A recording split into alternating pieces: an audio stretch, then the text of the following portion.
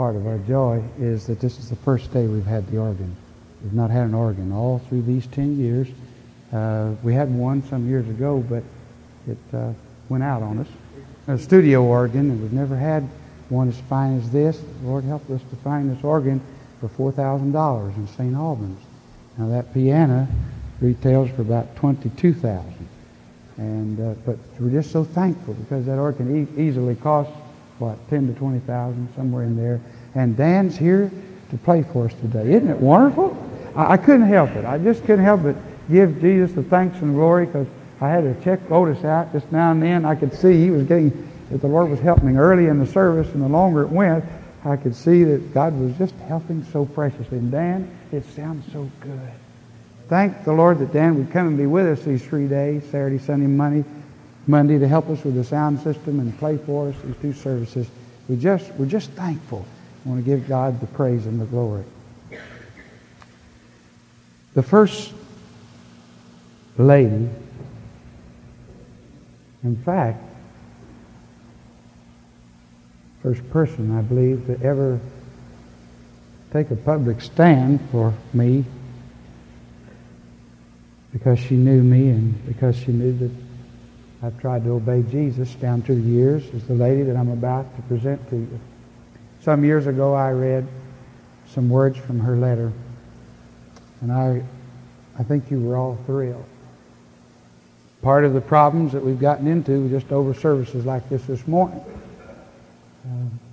People claim that our methods were not biblical, and our service, our procedures were not anointed of the Lord, so we just had to hang on as the stories traveled around. But this is the way it's been. The Lord's blessed like this through the years. It's been orderly, but we've not tried to be overly ritual, though ritual has been a part of our services. Our young people often say the Apostles' Creed. We say the Lord's Prayer. Sometimes we have responsive reading, but we just try to obey God through prayer the night before and through the services early on Sunday morning. We try to determine how the Holy Spirit's leading. Then as God begins to work, we get some idea of the pattern of the service. And so even when I talked with Dan and Sally today, we didn't know how it was going to work, the opening. But Dan, Sally, by God's grace, wasn't it beautiful? When the choir sung, "Brethren, we have gathered to worship," right? The witness was upon adoring the Lord. That's where I felt the witness. And it just touched me early in the service. Then as you changed and went into Sound of Music and Jeannie sang, our hearts were all blessed together in this place. We're not trying to be radical or trying to be foolish. We're trying to glorify God. And who knows what may happen before this age is up if we continue to try to obey God without responding in criticism, but just loving everybody. I'm thankful for the Church Universal, and the one about to speak is called to that church as a shepherdess.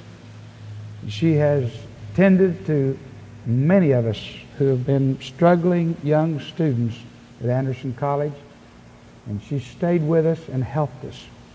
When she saw that we were trying to obey God, she stood with us. And it's been a great encouragement through the years. Then after some years, when she heard of our ministry, she wrote us a letter and said some words that I wish I had with me today. Some of you remember the wonderful, my secretary certainly does, the wonderful words of encouragement. So I wrote her back and told her that she was a fearless female soldier of the cross. And in fact, she has the spirit of Joan of Arc. And I'm so happy to introduce to you today Dr. Marie Strong, and to present to some of you who are students of hers also, this precious lady. And I pray that your hearts will open up, because she belongs to Jesus, and we want to receive her as such. Dr. Strong.